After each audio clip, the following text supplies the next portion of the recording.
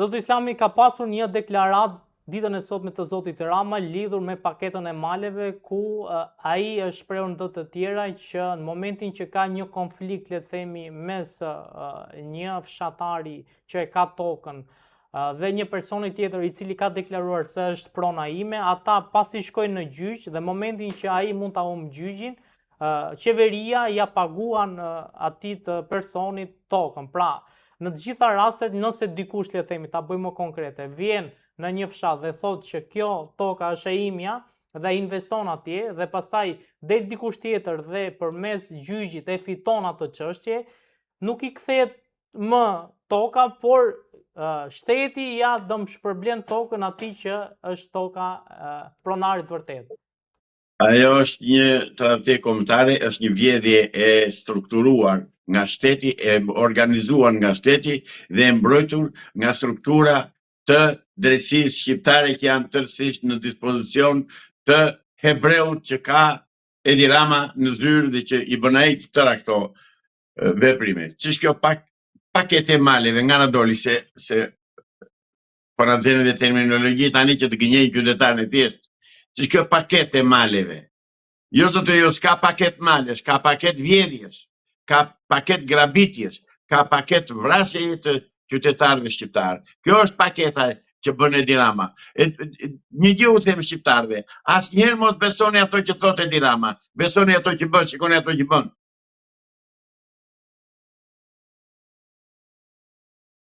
Pse avokat, nuk është e nevojshme që malet të zhvillohen?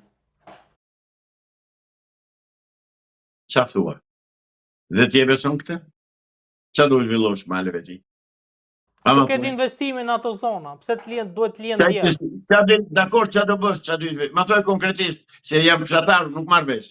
Të investojnë, ai që ka pronën, ai që ka pronën ta zhvilloj. Me qa ta zhvilloj, ma qa do bëj, se vin nga i zonë malore unë. Jam rritur në malu, 1200 metra me nivel detri, kë gënjen ai? Kë gënjen ai bastard? Qa do bëj në malë, më thuaj? Mund të bëj resorte, mund të bëj shtëpi, resort qa do hanë atje në malë? Resorti ku do ta bëj? Pa më thuaj? Me qa do ta bëj resorti dhe ku? Dhe përse? Kujt i shërben ai resort? Se u bërë mëndja palate dhe resorte. Jo zotëri, strategi kombëtare zbrasje që i bëhet të ardhurës së Shqipërisë. Malet kanë qenë alatët historikë që kanë ruajtur gjuhën, zakonet, traditën dhe ekzistencën e kombit shqiptar. Ai dhe që futi që ka Edi Rama atë në zyrë, pikërisht këtë do që të godasti. Strehën e fundit që na ka dhënë madhi Zot ku jetojmë. Pse ju besoni që nuk duhen prekur, pra të jenë malet ashtu si janë? Absolutisht, malet janë kullota që mbajnë njerëzit gjallë, na mbajnë frymën gjallë. Ushqejmë dhënt, dhit, lopët dhe baktit e tjera. A nuk do jepte zhvillim, po themi, investimet që mund kryen në për këto zona?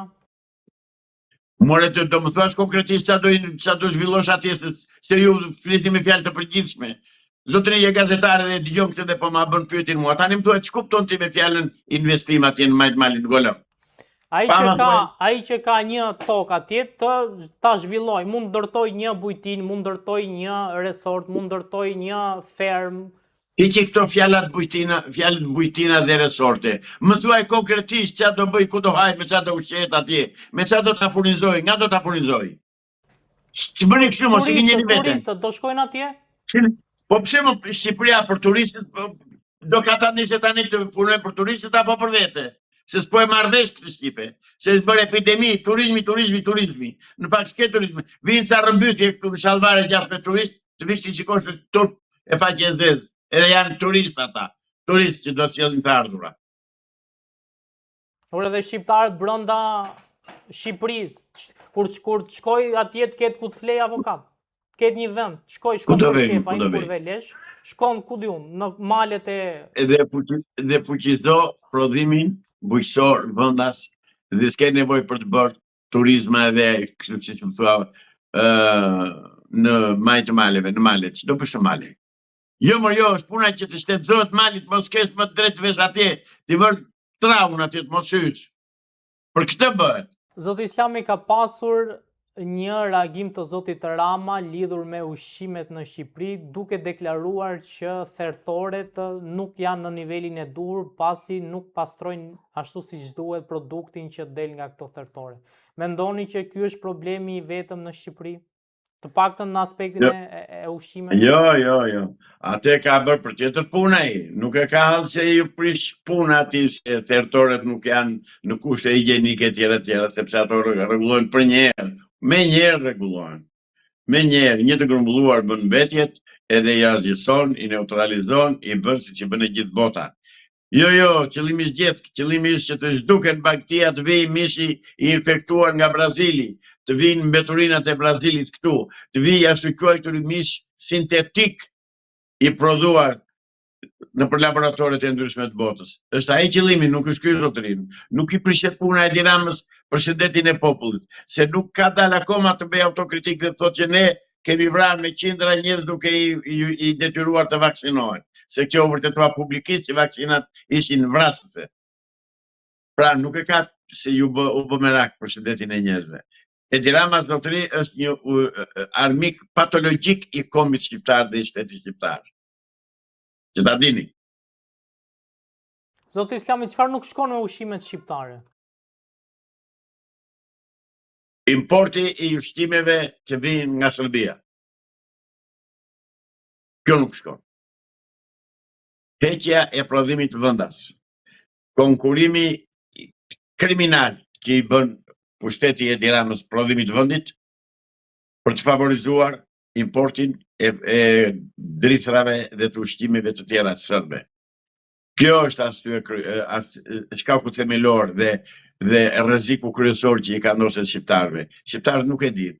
Han miell bukë me miell të infektuar, u japin baktive, mjese të kontaminuar me një helm shumë të rrezikshëm, të cilin nëpërmjet kafshëve pastaj e hamë dhe neve, e marrim dhe neve atë helm, e tjera. Nuk është Edi Rama për kontrollin e ushqimeve në Shqipëri, zotëri, se ka një llogari të thjeshtë. Janë disa fabrika që prodhojnë produkte ushqimore. Kështu ushqimore thash, produkte vlektorale. Kush ka vajtur dhe ka parë, ka bërë analizë dhe llogari të thjeshtë.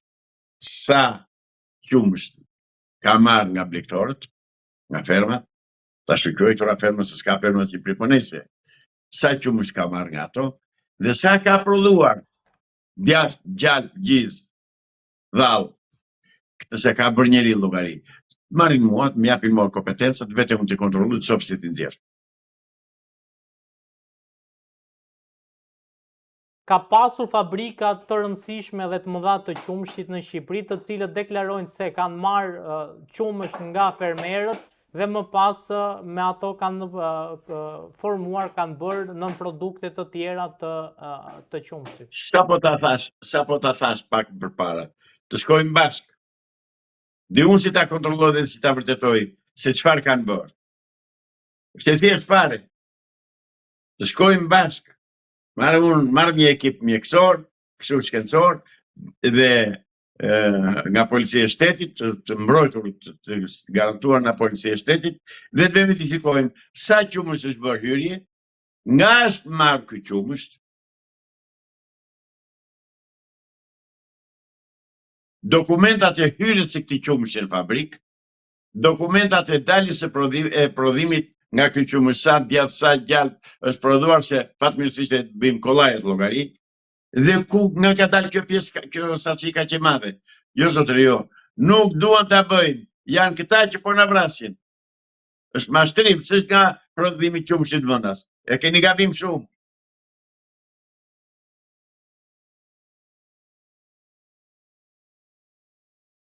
Avokata, besoni që shqiptarët hanë shëndetshëm? Jo. Fare. Vetëm s'kemi të bëjmë.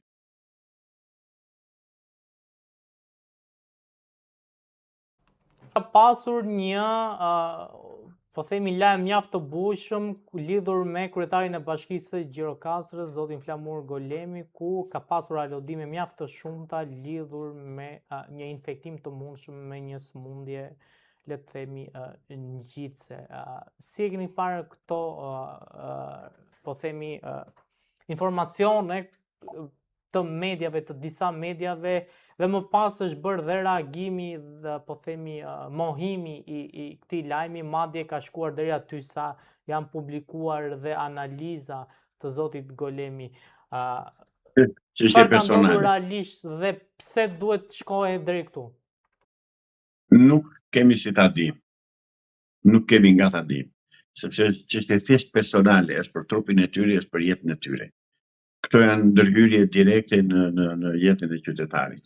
Dhe nëse është ashtu, shkaq ato mundësitë e hyrjes së infeksionit të SIDA-s në trupin e njeriut janë nga më të ndryshmet. Qoftë nga ushqimet, qoftë nga mushkonjat, që është një shkak themelor për përhapjen e asaj sëmundje, shkak shumë kryesor, nga shumë gjëra. Dhe përse çfarë vlere ka në shoqëri kjo? Ka për të sensibilizuar njerëzit, po. Ruajuni një qytetar shqiptar, sepse si SIDA, si kanceri, si të gjitha sëmundjet e tjera, si diabeti, të njëjtën efekt kanë te njeriu, kanë vdekje në fund fare. Ruhuni o njerëz, dhe nuk është SIDA e atyre ajo që të shkakton rrezik për jetën, saç është diabeti, saç është kanceri, saç është mungesa e një shërbimi shëndetësor të kualifikuar, saç është vjedhja dhe grabitja e ilaçeve dhe shitja e ilaçeve skaduara nga farmacitë shqiptare, saç është monopolizimi i tregut farmaceutik në Shqipëri, janë shumë faktorë. Ajo është e fundit, që më thoni ju, para këtyre.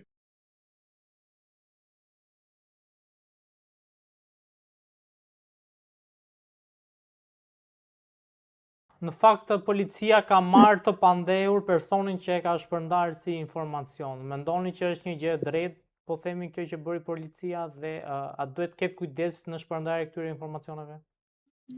Shumë mirë ka bërë. Ka dy rrugë. O do vërtetoj atë që ka thënë, o do shkojnë në burg.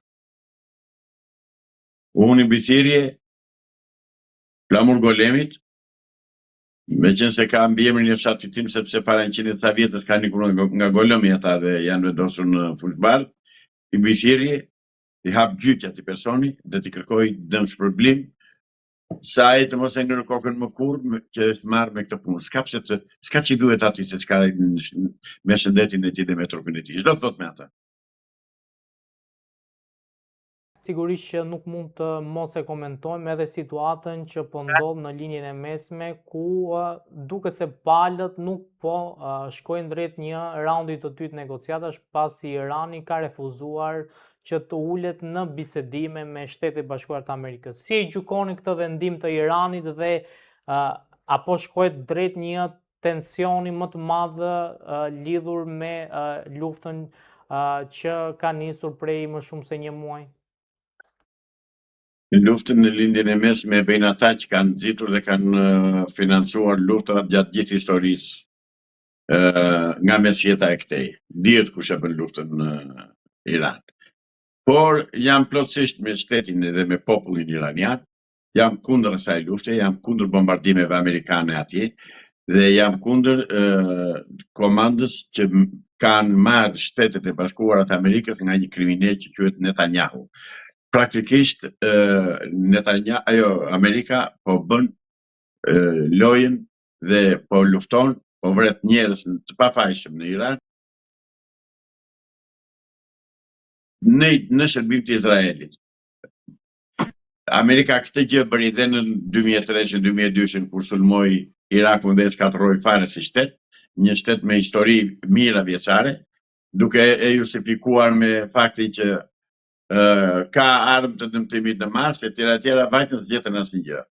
Dhe s'kan bërë autokritikë dhe sot e kësaj dite ta pranojnë si gabim. E njëjta gjë po bëhet dhe sot me Iranin. Nuk jam dakord me atë luftë, jam kundër asaj lufte, jam me popullin italian, jam kundër çifutëve, jam kundër Netanyahut, jam kundër vrasjeve dhe krimeve që po bëhen qoftë në Iran, po qoftë edhe për fëmijët dhe gratë e njerëzit e pafashëm qytetarët që vriten në Izrael. Se vriten dhe çifut në Izrael, vriten dhe arab. Dhe vrasjet arabe janë vrasje genocidale, janë vrarë 30 gradë fëmijë edhe pleq. Kto i ka bërë i miku i këtij Kuislingut që qeverisë që quhet kryeministër, i këtij tradhtarit kombë shqiptar, i këtij rreziku kombëtar. Edi Rama aktualisht është rrezik kombëtar bashkë me klikën që e mbështet. Dhe ata duhen qëruar nga pushteti. Po s'ka kush heqi natyrisht. Në fakt duket se po themi mund të shkohet drejt rifillimit të një lufte mes SBA-s dhe iranianëve. Besoni që një rifillim lufte mund të jetë katastrofike për Iranin? Shiko, Irani nuk është vetëm. Dhe amerikanët këtë gjë duhet ta llogarisin.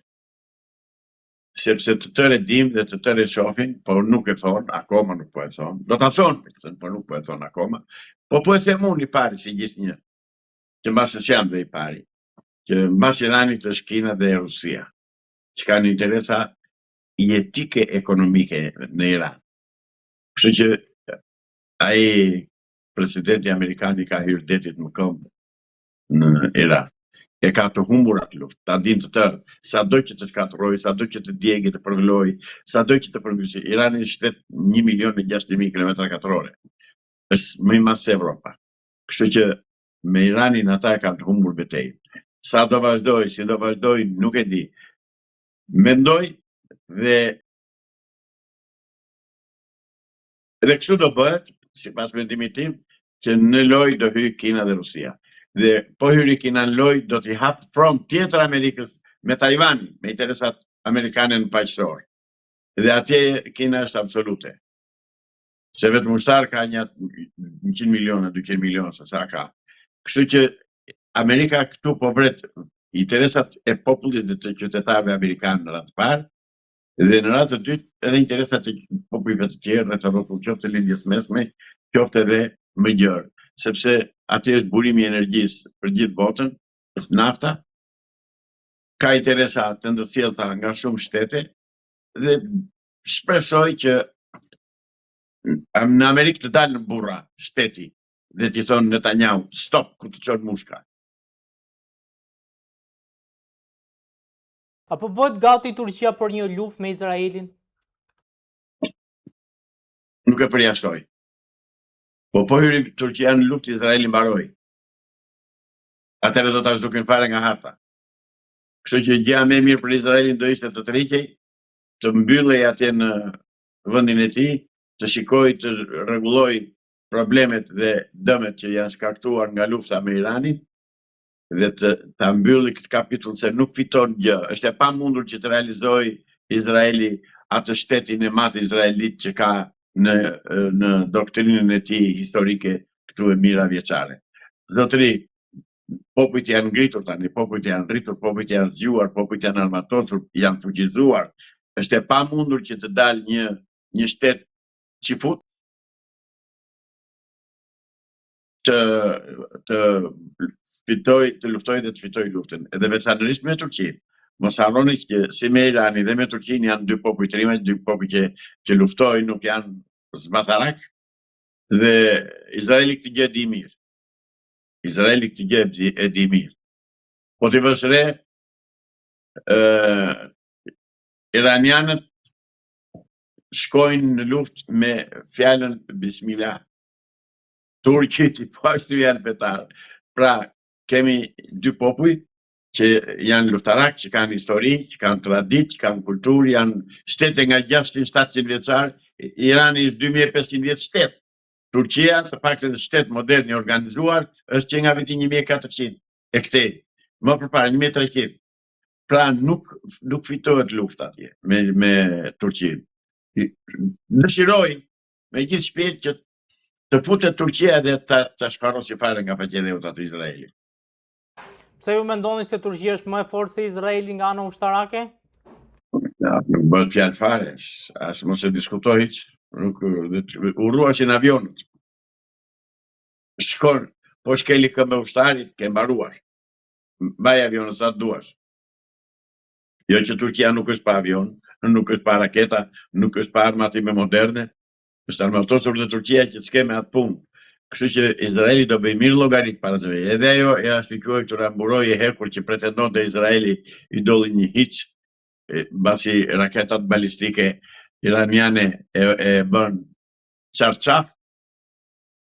Kështu që Netanyahu duhet mendohet mirë. Duan t'i hapin problemet Turqisë me kurdët, që e vërteta është që ata janë një popullsi e madhe në të shpërndarë në shtetet të ndryshme, si puna e shqiptarëve që jemi të shpërndarë në Greqi, në Serbi, në Maqedoni, në Maltëzi, edhe ata ashtu janë të shpërndarë. Megjithatë, ata kanë të njëjtën kulturë, të njëjtën gjuhë, të njëjtat zakone, nuk ngjajnë me ne shqiptarët. Nuk bëhet nuk vjen një barazimi. Por dëshiroj që të gresen me Turqinë që të marrin fundin e merituar që futët. Zoti Islami, a mund futet në luftë Shtetet Bashkuara të Amerikës kundër Turqisë dhe të bëjnë me Izraelin, dhe nëse futet dhe SBA-ja kundër Turqisë, çfarë ndodh? Nuk futet SBA-ja kundër Turqisë në asnjë rast. Është vetë vrasje për Amerikën pastaj. Nuk futet, nuk ndodh. Nuk mund të ndodh. Pse nuk ndodh momentin që SBA-ja dhe Izraeli janë aleat të pandarë? Nuk janë Shtetet Bashkuara dhe Izraeli aleat të pandarë. Janë Rothschild dhe Izraeli aleat që komandojnë dhe qeverinë amerikane, po do t'i vi fundi dhe kësaj aleance dhe këtij dominimi që kanë Rothschildët në politikën amerikane, duke i dërguar djemtë dhe burrat amerikanë miq për tokë për të vrarë për interesat të Netanyahu. Nuk ndodh ajo. Për mua është shqetësimi shumë i madh dhe unë kam një porosi shumë serioze dhe shumë të vendosur për familjet që kanë fëmijë. Do t'u lutem shumë, mos i lini fëmijët në asnjë rast. Po e theksoj, në asnjë rast mos i lini vetëm dhe pa qenë nën kontrollit tuaj direkt, kudo që t'jeni, në lulishte, në dyqan, kudo që t'jeni. Sepse i marrin fëmijët, u vën etër, pambuk me etër në gojë, me narkoz, do me thënë, dhe i grabisin dhe i qojnë atje ku duan ata. Që humbasin fëmijë dihet, vit për vit, në gjithë botën. Dhe edhe këtu humbasin fëmijë, por nuk publikohen. Prandaj, ju lutem shqiptarve që na shikojnë dhe na dëgjojnë këtu nëpërmjet ekranit tuaj, duke të falënderuar nxehtësisht për pyetjen që më bëre. Sepse është çështje me rëndësi të madhe kombëtare. Të kontrollojnë fëmijët, të kontrollojnë në rrugë, të jenë vigjilent, të mos i lënë vetëm dhe të mbrojnë, sepse u afrohen fëmijëve duke gënjur me kukulla, me lodra, me karamele, me çokolata, me drekë me të birë, dhe këta fëmijë i marrin, humbasin dhe nuk duken më gjikundi. Pra, kjo tregti, kjo gjuhje e fëmijëve, kjo gjuhëti e fëmijëve ka vite që po bëhet. Sidomos ka qenë e theksuar për fëmijët shqiptarë në Greqi. Avokat, po pati një reagim të policisë të shtetit ku theksoi se s'ka asnjë shqetësim lidhur me gratë të cilat shfaqin në video, pasi ato ishin mujahedin dhe e kishin për shkaqe humanitare. Qa shkaqe humanitare? Kujtja thonë ato? Me këtallën. Dhe policia duhet të jetë e kujdesshme në këto, dhe unë i bitire drejtorit përgjithshëm të policisë shtetit, se kam respekt për të, sepse i jam drejtuar për probleme të tjera të punës time dhe më është përgjigjur, dhe këtë duhet ta them, drejtori i ri i policisë të shtetit po flas. Dhe e vërteta nuk është ashtu si thonë, jo arsye humanitare, ku fëmijët kanë prindër. Dhe prindërit e fëmijëve duhet të kujdesen për çdo kohë dhe janë ata që kujdesen për t'i larë, për t'i ndërruar, për t'i veshur, për t'i ushqyer, për t'i edukuar. Pra, nuk kanë ngelur që të vinë ata mujahedin të Iranit të na edukojnë fëmijët në vetë, të na ushqejnë, të na i veshin, të na i mbasin. Jo, ata duhet ikin nga Shqipëria, sepse ata janë një thik bashkëpine në shtetin shqiptar, në popullin shqiptar dhe në popullsinë e vendit ku ata janë të dislokuar. Ata duhet ikin një orë më parë. Kush i ka sjellë këtu ti marr me vete e ti çoj ku doj. Ku të duan ti çojnë ata që i sollën këtu. Se ata na e kanë bërë këtë krim, se ne jemi bërë një shtet, shtëpi publike që mund të dalë kush të doj, pa kontroll, me urdhra të tjetër kujt, me urdhra të atyre që nuk na duan, dhe kjo është fatkeqësi për shqiptarët që e pranojnë dhe nuk ndjen, e kasën gjumi, janë në letargji, nuk reagojnë, kjo është fatkeqësi. Po mjera të familje që humbasin fëmijët. Avokata, duket shqetësuese që policia e shtetit thotë që nuk ka asnjë problem dhe është për shkaqe humanitare, po themi, kontaktimi atyre me fëmijë, kur në fakt pse duhet që ato të kontaktojnë direkt me fëmijët kur mund të kontaktojnë me prindrit? Të faleminderit shumë. Qëse ata që kanë kaq human dhe kaq të mirë, shkojnë atje ka familje të varfra sa të duash. Sa të duash ka familje të varfra. Të kontaktojnë me familjet e varfra, të japin ndonjë ndihmë, ndonjë çfarë kanë mundësi dhe çfarë të kenë nevojë familjet, jo zotëri. Nuk e bëjmë për arsye humanitare dhe policia duhet të jetë e kujdesshme në këtë lloj njoftimesh që bën, në këtë lloj karakterizimesh që i bën këtij fenomeni. Ky është një gjyëti e fëmijëve, është një gjyëti mbarbotrore, që e marrin kriminalët që prodhojnë adrenokrom. Është droga më e shtrenjtë në botë, është $1 miliard 1 kilogram, që edhe merret nga pjesa e syve të fëmijëve të vegjël. Dhe si e marrin fëmijët e vegjël 2 vjeç, 3 vjeç, 4 vjeç, i rrafin egërsisht sa ata gati sa humbasin ndjenjat dhe në atë moment pastaj fillojnë dhe marrin gjakun këtu dhe ata fëmijë vdesin i qërojnë. Është fenomen i njohur edhe ngrënia e mishit të njeriut. Doli në Epstein, doli gjithandej, Epsteini me fëmijë ka punuar, ka vepruar, po të fundit pash në media që ka dhe në Shqipëri, që ka zbuluar një deg Epsteini shqiptar i quajtur, pra ai furnizohet me këta fëmijë furnizohet, dhe ndaj unë ju bëjthiri e familjeve shqiptare. Kontrolloni fëmijët në çdo sekond, minut për minut, se 1 sekond po e humbët vigjilencën, fëmija ujku. Dhe s'keni për ta gjetur kurrën e kurrës, se i kanë tëra mjetët sot për t'i zhdukur. E merre fut në makinë, i fut narkozën në hund, e çon në anestezi, fëmija s'di fare ku është, nuk reagon, makina si kontrollon njeri, dhe kjo ndodh. Prandaj të kontrollojnë fëmijët, të kontrollojnë veturat që janë me xhamatzin.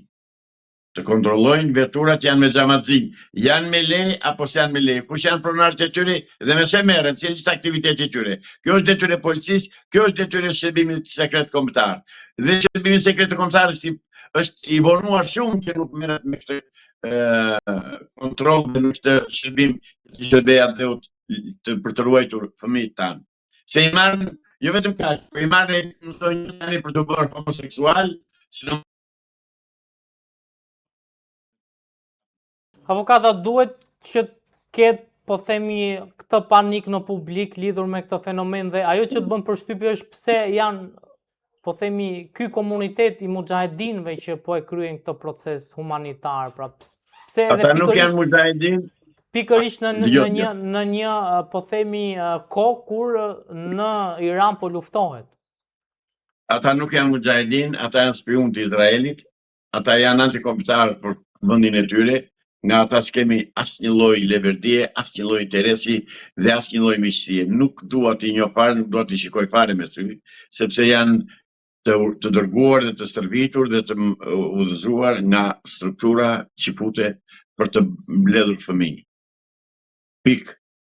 Të ikin këtej, thash, ikin sa më parë, të zhduken nga Shqipëria, nuk janë për të mirën tonë, kemi vetëm të këqija prej tyre, asnjë gjë të mirë.